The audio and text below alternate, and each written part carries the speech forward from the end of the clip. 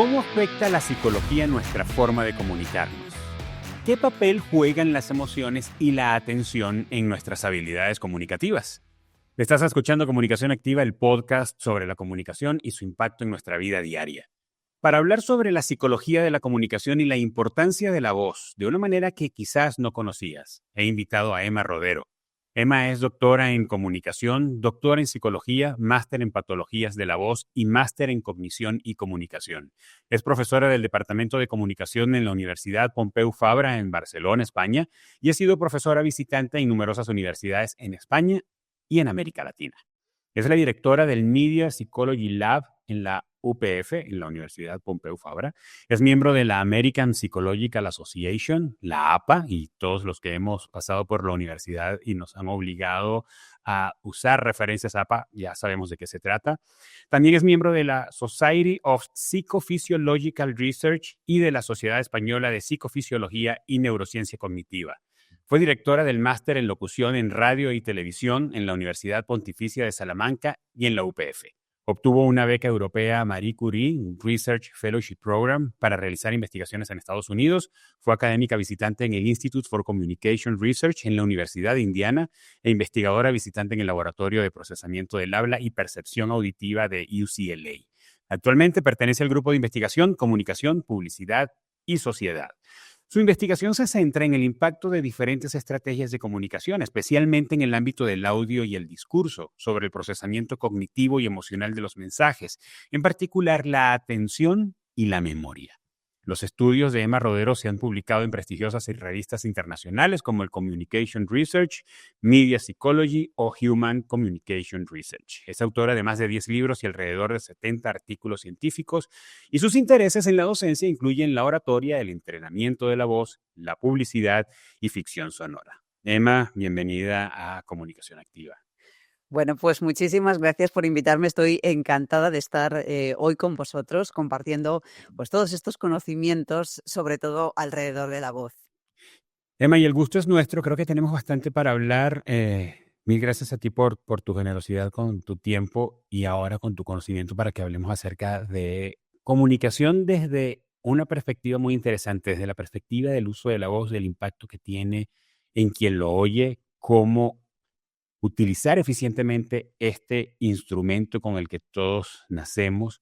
Y fíjate que cuando pienso en la voz y cuando estaba planeando esta conversación contigo, caí en cuenta que la voz es de esas cosas que también puede dar una primera impresión, porque si yo invito a alguien a un café y la persona se viene acercando y yo veo que a quien invité está llegando y yo, pues tú sabes, tenemos muy pocos segundos o en muy pocos segundos nos hacemos una idea de la persona solamente por cómo la vemos. Pero cuando la escuchemos, siento que, o sea, pensando en este episodio, caí en cuenta que tenemos como una siguiente primera impresión. ¿Qué tan potente es esa primera impresión sonora con la voz de alguien?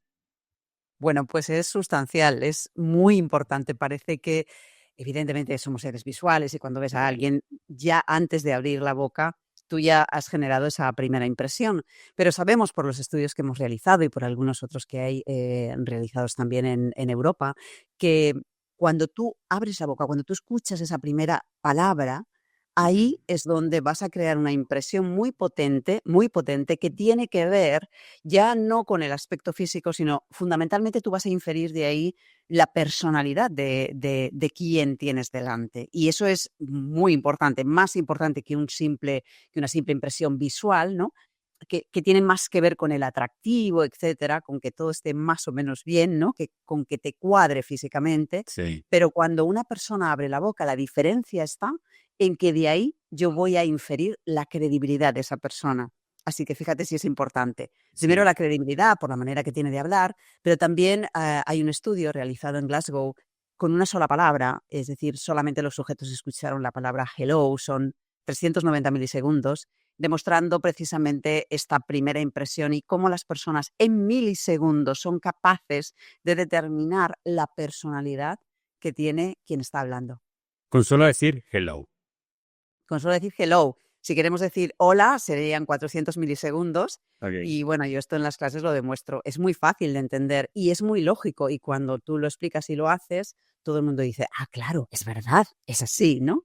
Si tú estás delante de una persona que te dice hello o te dice hola, Claro. pues ya sabes perfectamente que esa persona, como muy amigable, como que no es. Sí, sí.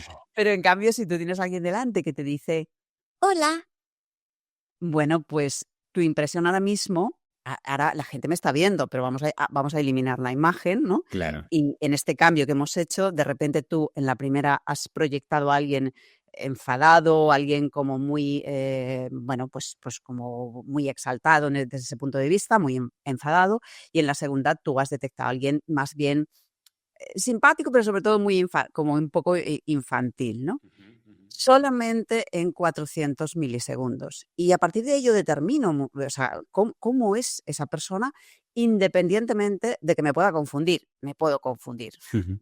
Sí, sí. ¿Y qué elementos de nuestra psique están involucrados en el asunto cuando escuchamos a alguien y le apunta a más o menos credibilidad? Hay más cosas que eso, lo pienso, Emma, porque nos impacta cuando vemos a alguien, por ejemplo, de baja estatura, de complexión muy delgada, voy a hablar en el caso de los hombres, y entonces de repente llega y te dice, buenas tardes. Tú dices, caramba, o sea, esa voz no le cabe en ese cuerpo. Entonces, es como disociativo al asunto, no coincide el audio con el video, diríamos, ¿no? Y al contrario también, cuando alguien así, tú sabes, enorme, quizás pesado, entonces habla así suavecito y entonces uno, eh, como que hay un choque de ¿qué será? Etiquetas que uno tiene en su cabeza de cómo suena lo que uno está viendo. Entonces, ¿qué sucede en nuestra mente con esas cosas que pareciera que no fueran coincidentes?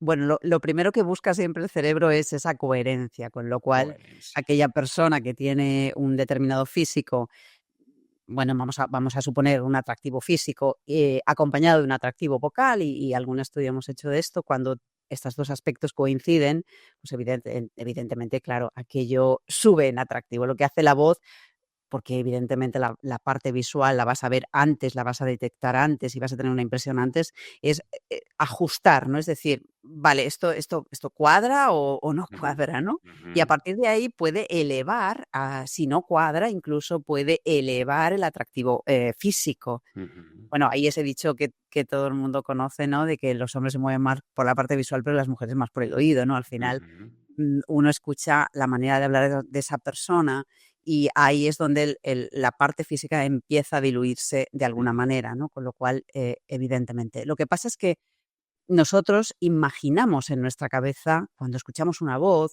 Sí, imaginamos a la persona sí. y lo escribimos de manera también muy lógica. Es decir, Sí, cuando yo escucho una voz potente, una voz que es grave, me voy a imaginar a una persona que es grande. sí, Y sí. así es habitualmente. Es decir, si tú ves a una persona grande, a una persona que es fuerte, hay que fijarse siempre en esta parte de la cara, ¿no? Del el cuello, etcétera, Ujú. etcétera, los hombros, que sean fuertes, grandes, etcétera, etcétera. Cuanto más grande es la laringe, cuanto más grandes son las cuerdas vocales, evidentemente más, Potente. esa persona tiene el tono más grave Ok. y por tanto, ese tono más grave, más sólido, te da la sensación de más robustez, de que algo es grande, evidentemente. Porque si una piedra enorme cae ahora mismo a nuestro lado, que Dios no lo quiera, por favor, pero si Mm, cae, pues claro, desde luego este sonido no va a hacer. No, claro, esto no va a hacer. Entonces, claro. yo no puedo asociar una voz que sea grave a algo chiquitito, por ejemplo. Yo siempre asociaré una voz potente y grave a algo grande. Y al revés. Claro, si yo de repente escucho una voz que es como así, mm, con poco volumen, pero también como muy aguda, pues entonces yo me imagino a alguien chiquitito, O sea, yo proyecto esa imagen en mi cerebro, ¿no? Y eso es un estudio que hemos hecho, donde hemos visto estas correspondencias, incluso yendo más allá, ¿no? Porque puedes incluso imaginar el color del pelo, el color de la piel, todas estas cosas. Esas son construcciones sociales que han evolucionado con el ser humano, ¿verdad? Especialmente esto segundo, porque escuchándote pensando en lo primero, digo, ok, el ser humano como individuos hemos construido eso a partir de lo que nos dice la naturaleza. Nunca había pensado en esto, me estás haciendo pensar en eso ahora.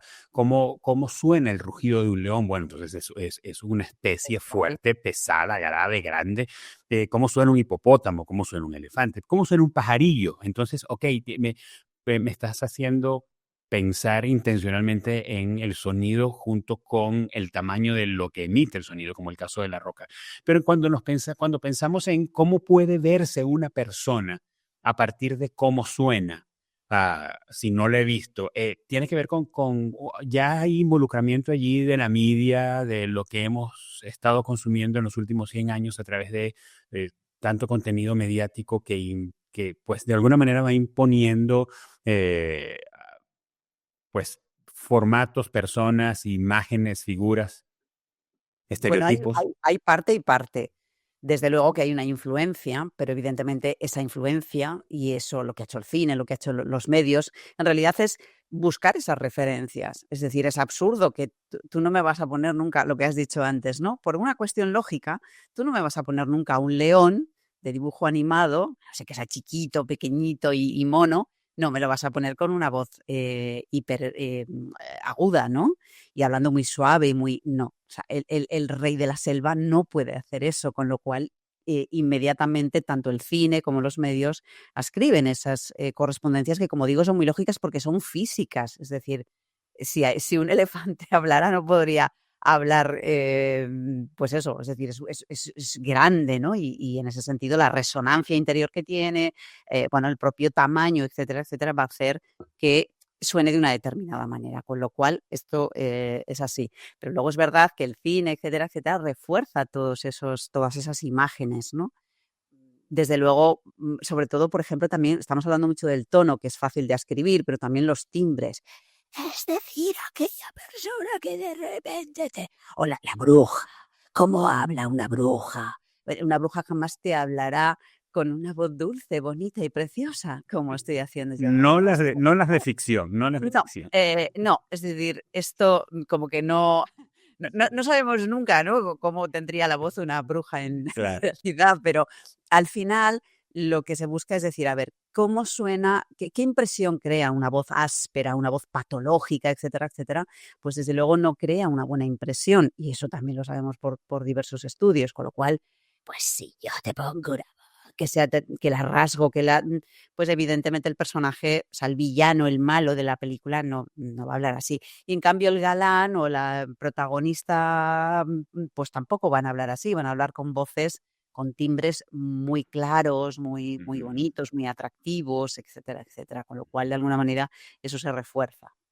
Y aterrizándolo a nuestra práctica diaria, a nuestra interacción personal, la voz es algo con lo que nacemos, forma parte de nuestra fisionomía, así como nuestra estatura.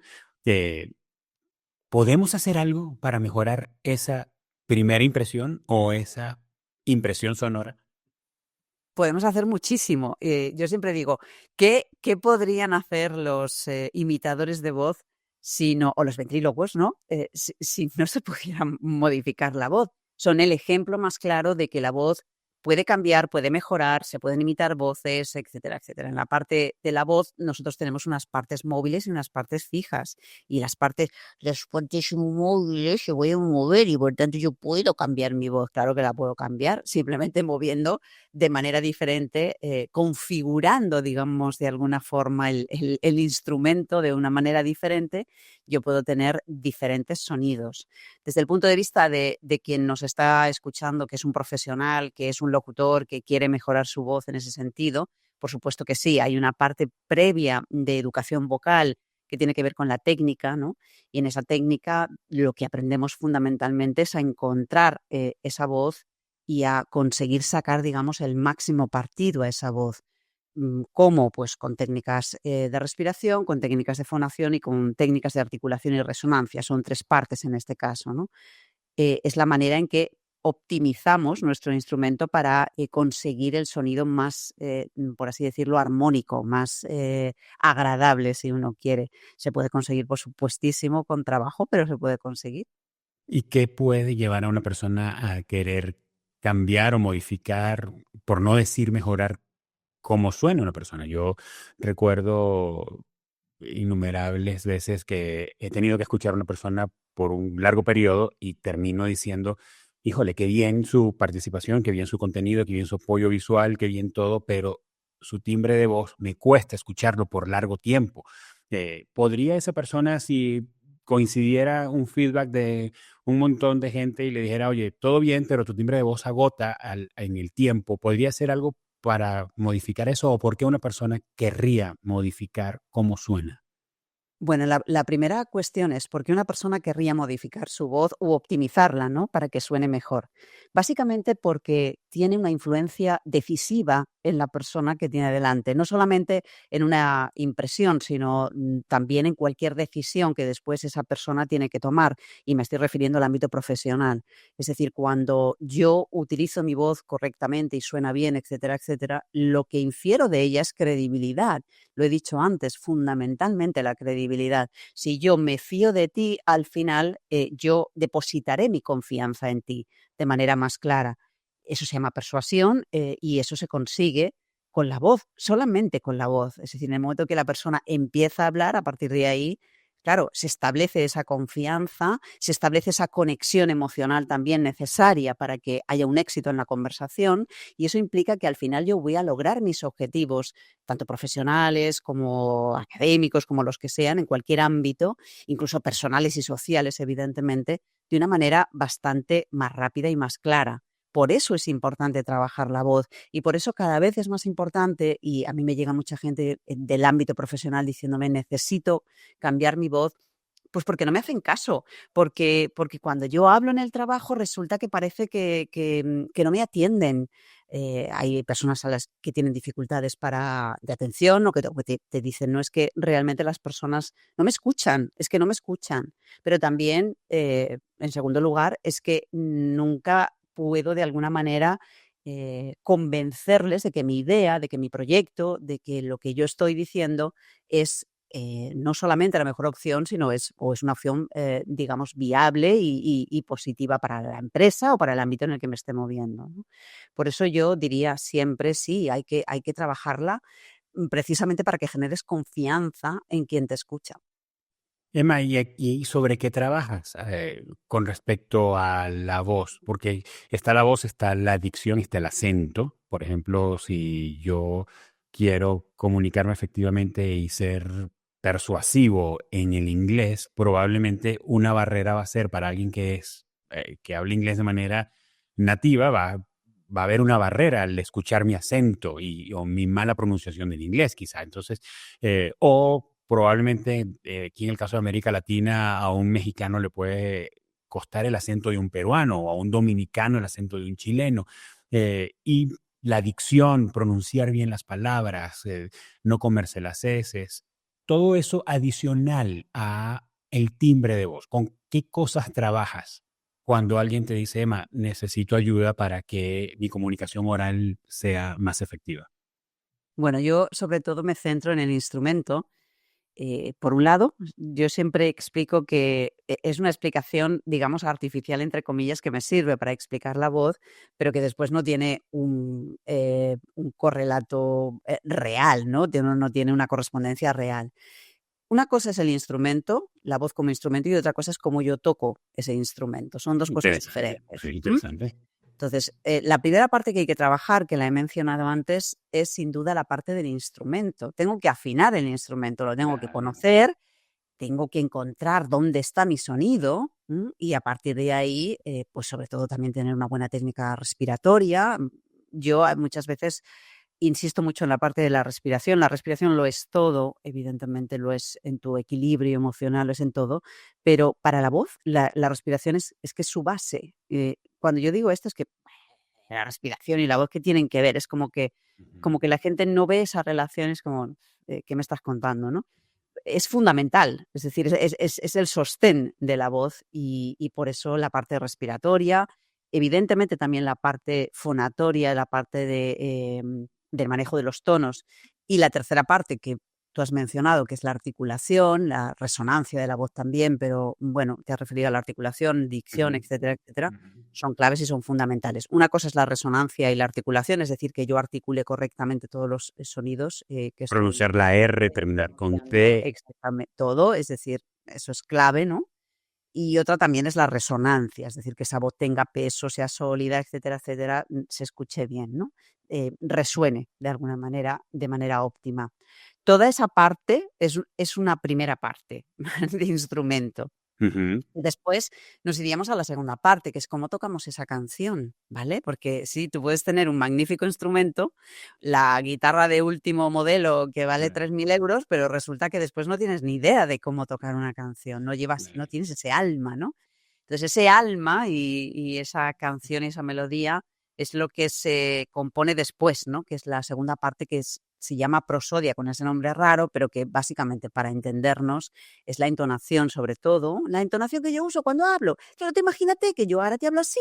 Bueno, pues esto sería la canción que yo utilizo habitualmente, ¿no? Entonces, claro, si Ujú. tú te encuentras una persona que hace esto, habrá que ver, ¿no? ¿Para qué lo hace? ¿Por qué lo hace? Y si es necesario corregirlo. O hay personas que, pues, yo qué sé, pues, hablan de otra manera, tienen una determinada cadencia, ¿no?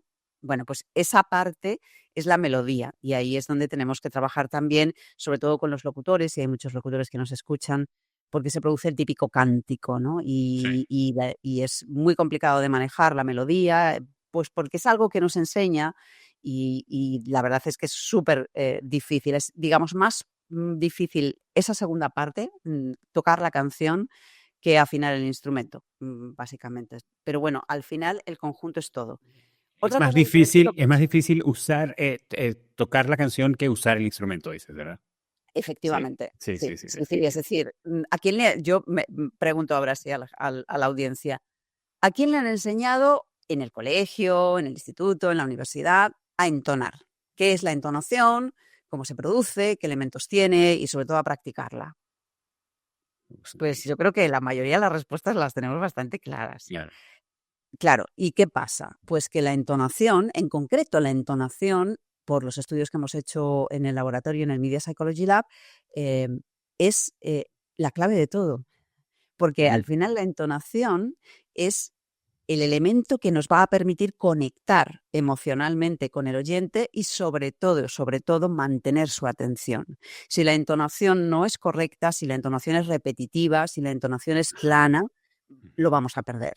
Con lo Ujú. cual, cuando decías tú antes, bueno, es que hay gente, ¿no?, que le pasa esto, ¿no? Que, bueno, pues está ahí la clave está en la entonación. Y como no nos enseñan a manejarla, pues así nos va. Ahí es Mm. donde más problema existe. Luego mencionabas el tema de los acentos. Los acentos son otro tema aparte. Yo acentos no trabajo. Además, soy partidaria absoluta de que cada zona tiene su acento y hay que defenderlos, Ujú. no neutralizarlos, que es lo Ujú. que durante mucho tiempo se ha hecho. En España, por ejemplo, se ha hecho en los medios de comunicación, ¿no? Eliminar el resto. O sea, España tiene una riqueza Sí, muy grande a nivel de acentos sí. y, sin embargo, durante mucho tiempo. Ahora hay mayor flexibilidad, pero esos acentos no se escuchaban en la televisión española, por ejemplo, ¿no? Eso no puede ser. Es decir, además, en ese aspecto, insisto, aunque no lo trabajamos aquí, sí que es necesario saber una cosa sobre la voz, y es que cuanto más familiar es la voz para ti, más fácil de comprender es. Y como tú bien decías antes, hay dos cosas. Una es, evidentemente hay que pronunciar bien y articular bien, pero eso siempre, da igual el Ujú. acento. Es Claro. igual que hables con acento canario que con acento que hables pues mexicano, argentino, como tú quieras, Claro, me es claro. igual. La articulación es la base, ya está. Es decir, eso se tiene que dar sí o sí. Yo siempre cuando tengo locutores delante les digo, mirar, o sea, un locutor, no un buen locutor, un locutor tiene que pronunciar bien. Esto Exacto. es, esto es condición sine qua non, ¿no? Exactamente. Vale. Para ser un buen locutor Luego, tienes que hacer más a partir de allí. sí, sí, sí, exacto. Siempre digo, un buen locutor tiene dos cosas de base, una buena voz y una buena pronunciación. Ujú. Eso es un locutor. Ujú. No sé si lo he dicho bien, pero la Ujú. idea es la siguiente. Un locutor, por el hecho de ser un locutor, tiene que tener una buena voz y tiene que tener una buena Claro. articulación. Ahora bien, un buen locutor ya veríamos a ver lo que ahí hay que Exacto. añadir cosas, hay que añadir bastantes más cosas. Pero bueno, la idea es, Por tanto, pronunciación, evidentemente la base, pero luego el acento. Y Ujú. aquí es a lo que iba, lo que estaba explicando. Cuanto más familiar es una voz, más fácil es de comprender. Y eso significa que, y lo mismo aplica a los acentos. Si yo soy mexicana y acabo de relajar la J para que no suene, por ejemplo, a Madrid, ¿no? Si soy mexicana, entonces Ujú. lo que haré será, si yo te hablo, estamos hablando los dos de la misma manera, te voy a entender mejor. Eso va a ser así de claro y de sencillo. Y si no, va a haber un proceso de acople, es decir, de adaptación. Voy a necesitar un poquito de adaptación. No entiendo lo mismo a un argentino que entiendo a un español, yo en mi caso, ¿no? Claro. No. Y de hecho muchos latinoamericanos que vienen a España muchas veces me comentan este problema. Ay, es que mira, tengo que hacer un discurso público, pero es que entre todas las palabras que no puedo usar porque no entienden aquí, y después el acento, que a veces digo no sé qué, y es que no me entienden, ¿no? Eso es lo oigo muchas veces aquí. Claro. Bueno, pues se produce por este motivo.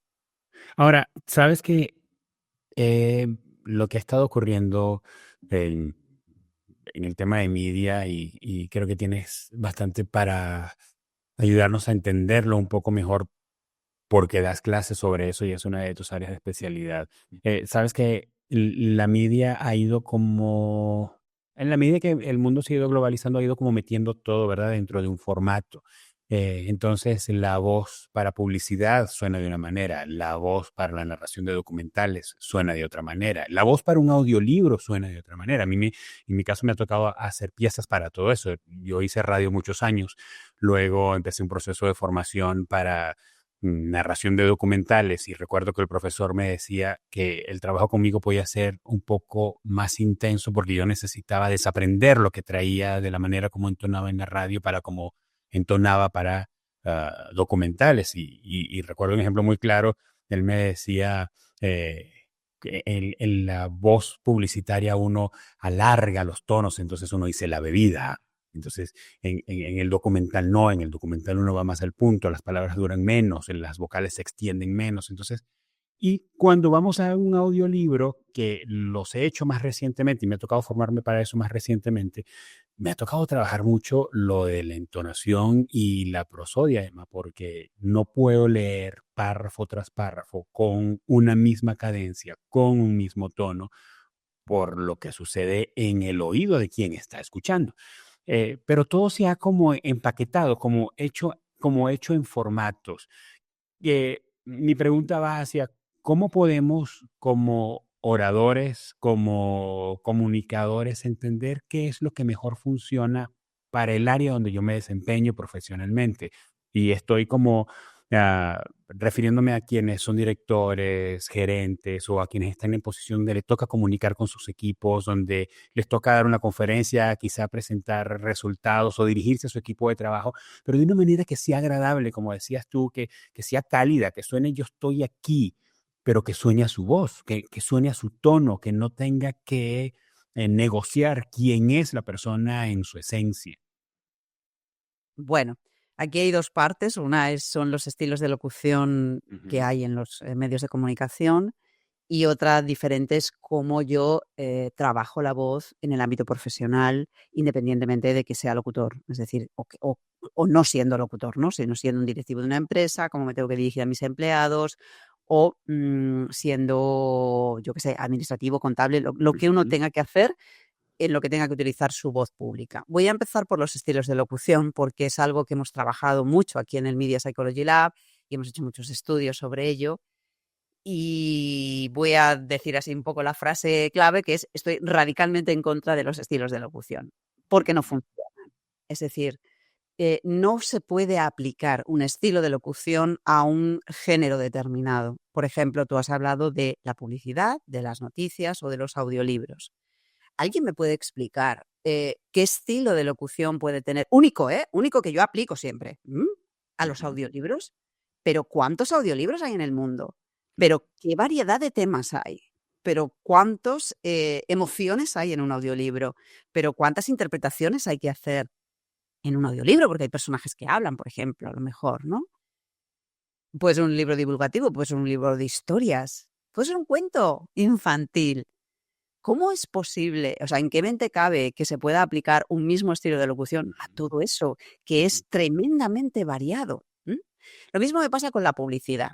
En la publicidad hay un estilo muy marcado de, de leer los comerciales. Yo soy locutora de publicidad y que está muy determinado, que es muy claro, y que hemos estudiado y caracterizado, etcétera, etcétera. Cualquier persona que escuche ese estilo de locución automáticamente desconecta, porque sabe que le están vendiendo. Es así de claro. Si yo te empiezo a decir, ven a Supermercados Pepe, la mejor opción, o sea, fuera, se acabó. O sea, las primeras palabras yo ya, es que, además, Desconectado. claro, absolutamente. Hay dos cosas ahí. La primera es que yo identifico que es un estilo publicitario y por tanto desconecto, y eso nosotros en el laboratorio lo medimos con electrodos, que ahí veis, ponemos los electrodos en el cuerpo de las personas y medimos esa reacción y sobre todo cuando la atención empieza a decaer. Bueno, pues es una desconexión absoluta, ¿no? Porque la persona entiende que le están vendiendo. Segunda cuestión.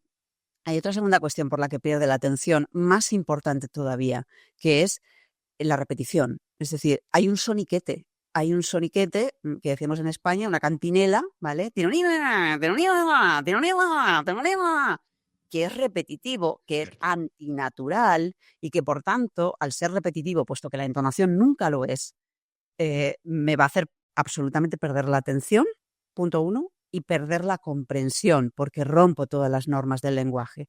Así que va fuera. Entonces, mi pregunta al mundo siempre la he hecho. Hay varios artículos publicados con estas investigaciones a nivel científico y los propios locutores me dan la razón.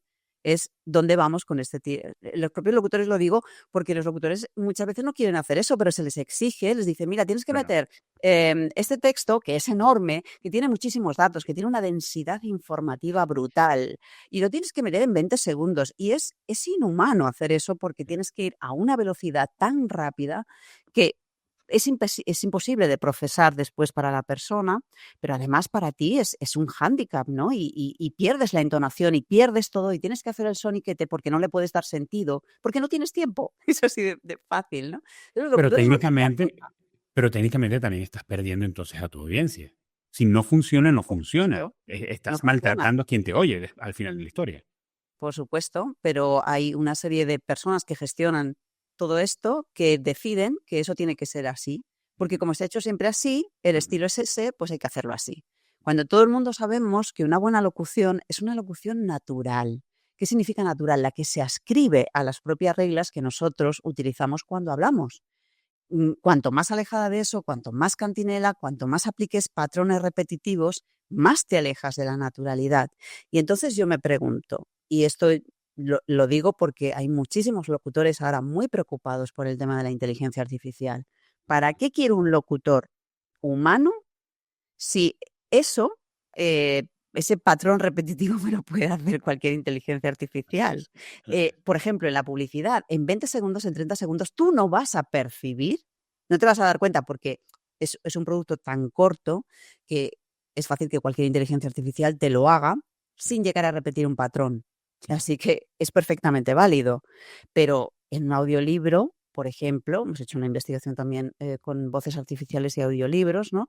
Ahí todavía queda, pero vuelvo a insistir, si el locutor me vuelve a repetir patrones entonativos, si no sabe darle vida a una narración de manera natural, pues entonces las empresas de audiolibros pues ya saben el camino. No sé si me explico, ¿no? Entonces, por eso yo insisto, los locutores se tienen que formar bien en este sentido, precisamente porque ellos son premium, ellos son los humanos y la voz humana es tan rica que le pueden dar 1000 vueltas a una inteligencia artificial, pero tienen que saberlo hacer. De acuerdo.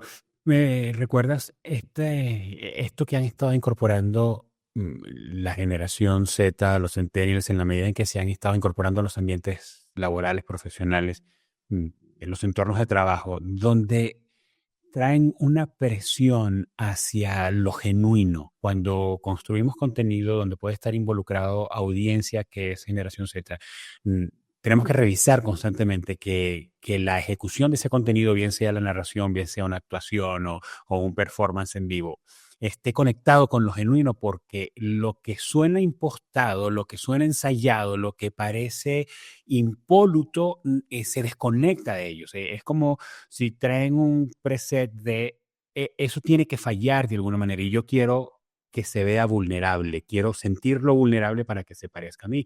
Entonces, conectando eso con lo que estás diciendo, Emma, eh, podría concluir que para conectarnos bien en nuestros ambientes laborales con los colaboradores o en una conferencia o para dar resultados o en fin, porque nos toca comunicarnos con nuestros equipos, esto de estos patrones y de estos géneros eh, no debemos perseguirlo. O sea, no tratemos de parecernos a lo que hemos consumido, sino que más bien busquemos con una pronunciación correcta, con un uso correcto del lenguaje, con calidad en nuestro universo de palabras, ser nosotros mismos finalmente para conectar mejor con la gente que nos oye.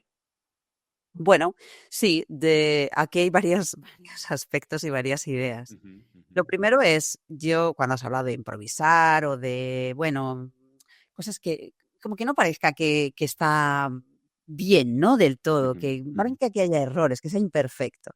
Bueno, yo me he pasado la vida y sigo haciéndolo demostrando que eso no es así. Yo cuando estudiaba periodismo siempre escuchaba la misma frase. La mejor improvisación es la que está preparada. Es decir, cuando tú te preparas muy bien lo que sea, digo esto y digo, la comunicación es siempre para quien la trabaja. ¿M? Ujú. Demuestro cada día montones de veces cómo las improvisaciones, el no preparar las cosas, el ponerse a hablar, bueno, porque yo hablo, ¿sabes? Yo abro la boca y hablo. Entonces, ¿para qué me voy a preparar nada si yo estoy ya tal, ¿no? Y además, si empiezo a meter rellenos y, bueno, pues, que es sobre todo lo que hago cuando improviso. Todo esto nosotros lo hemos medido y hemos visto cuál es la reacción de la gente. Y a la gente no le gusta eso, porque empieza a percibir inseguridad. Y en el momento en que empiezas a percibir inseguridad y duda, tú no te fías de esa persona, es así de claro. Entonces, mm, ¿qué es lo que hay que conseguir? Hay que conseguir parecer genuino y auténtico. ¿M? Esta es la idea. Cuando yo digo la mejor improvisación es la que se prepara, es lo mismo. Es decir, tú te lo has preparado, pero vamos, al milímetro. Lo que pasa es que tú te pones a hablar y parece tan natural todo como hacen los cómicos. Es como, un cómico Correcto. no se aprende el monólogo. Siempre Correcto. digo, porque la gente me dice, no, yo no me pongo a hablar, yo este discurso, bueno, me pongo yo a ella a hablar y no me voy a preparar yo, bueno, un breve esquema, ¿no? Y bueno, vamos a ver. Y no, yo memorizar, ¿cómo voy a memorizar? Sí, es que si memorizo voy a parecer un robot. Bueno, claro, porque memorizas y no sabes después, Claro. no has practicado la expresión natural, pero ¿tú te crees que un monologuista no se ha escrito el guión y se lo ha mirado y Claro. se lo sabe pe a pa porque repite la actuación 7 veces? ¿Y a Y ti te cuando lo parece escuchas que lo está pareciera que si le estuviera leyendo? ocurriendo ahí mismo. Claro, ¿a ti te parece que lo está leyendo de algún Ya. sitio o que está haciendo? A veces tienen un teleprompter, pero en líneas generales, no, hombre, sale de dentro, sale natural. Entonces, ¿qué es lo que hay que aprender a hacer? Eso, eso es lo que hay que aprender a hacer. Algo que a los periodistas de alguna manera nos han enseñado. mm, Diría, bueno, a algunos les sale mejor y otros peor.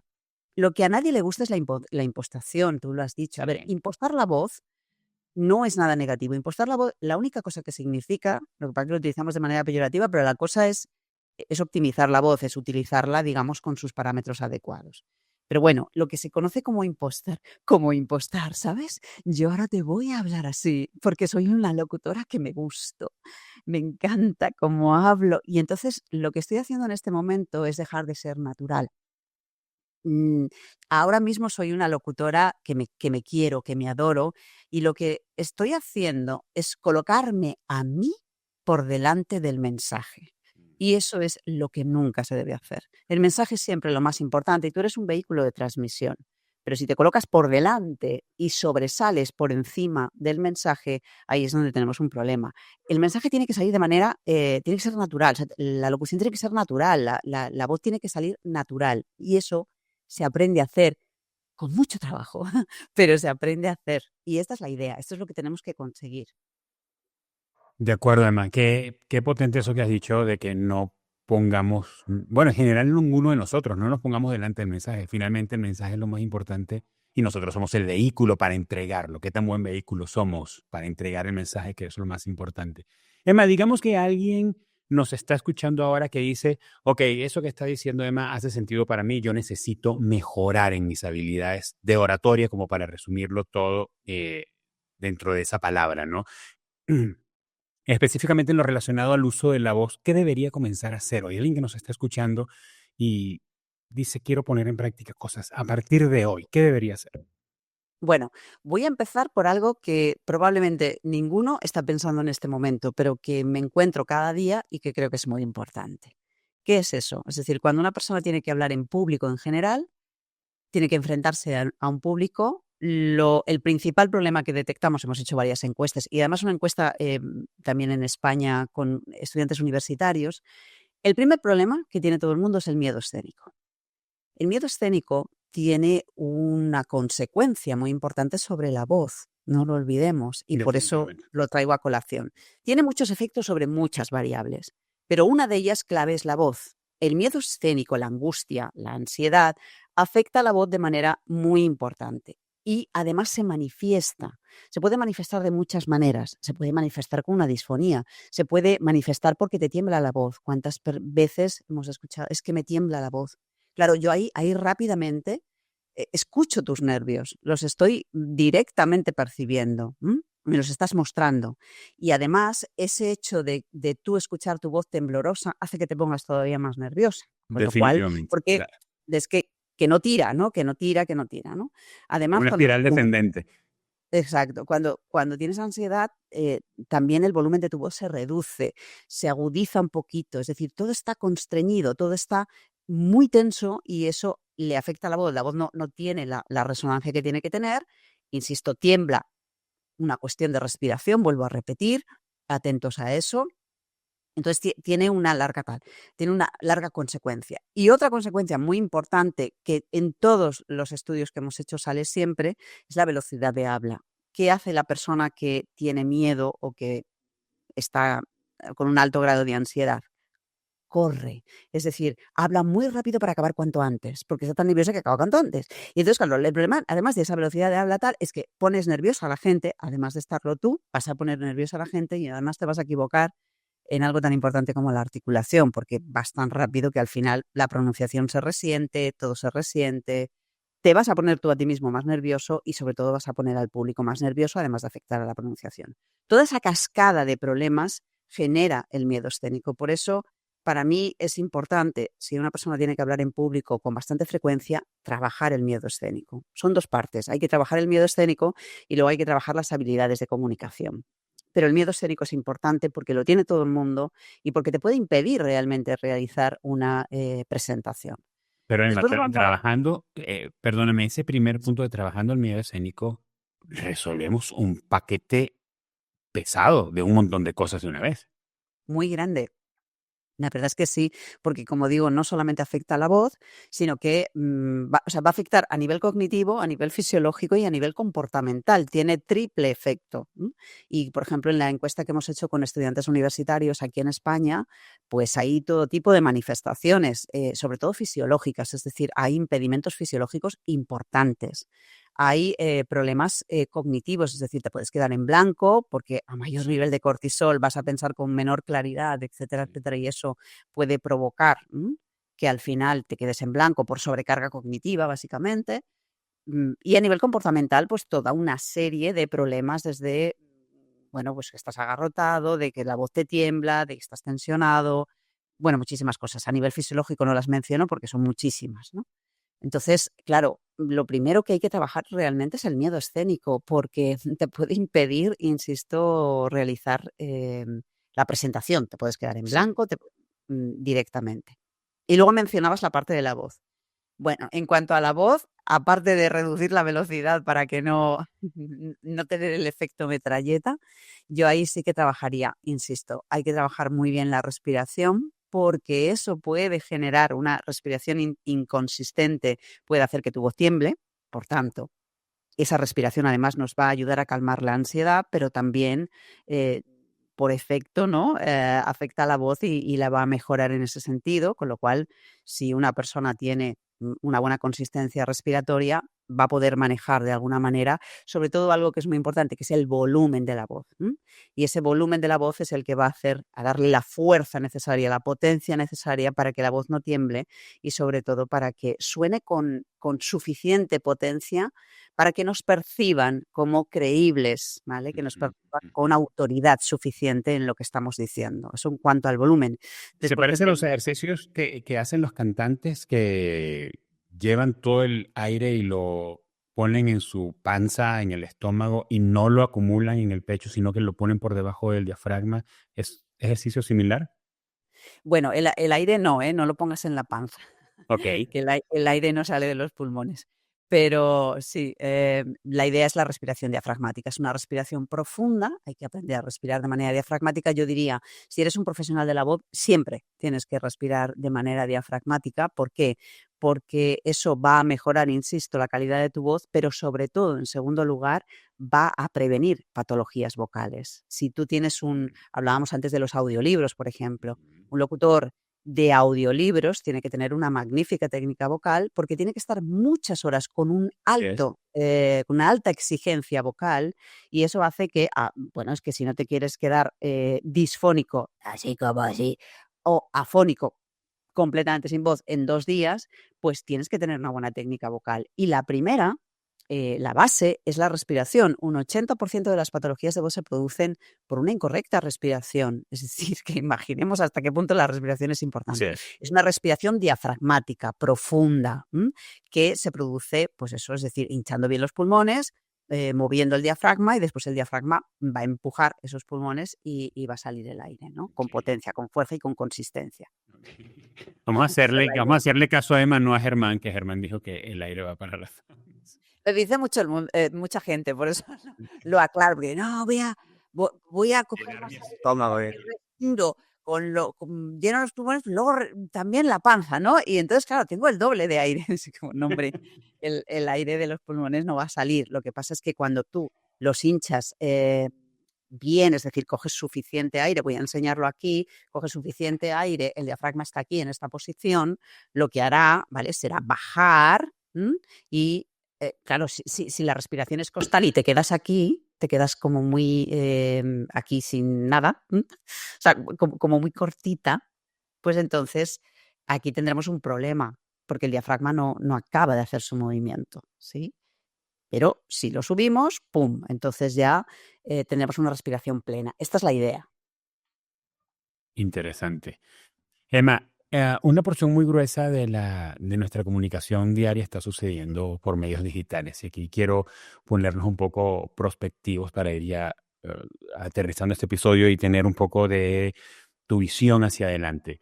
Escribimos mucho, consumimos mucho contenido que no está hecho para elevarnos en nuestras habilidades comunicativas, de hecho, lo contrario, ¿verdad?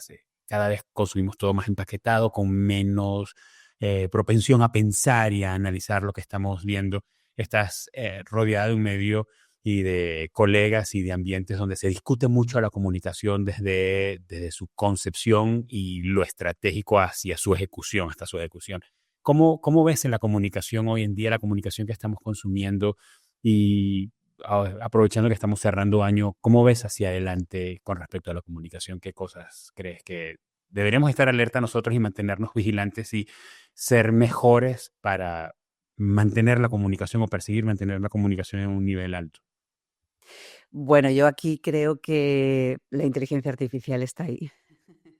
Yo creo que la verdad es que tenemos que estar todos atentos a los cambios que se van a producir, que se están produciendo.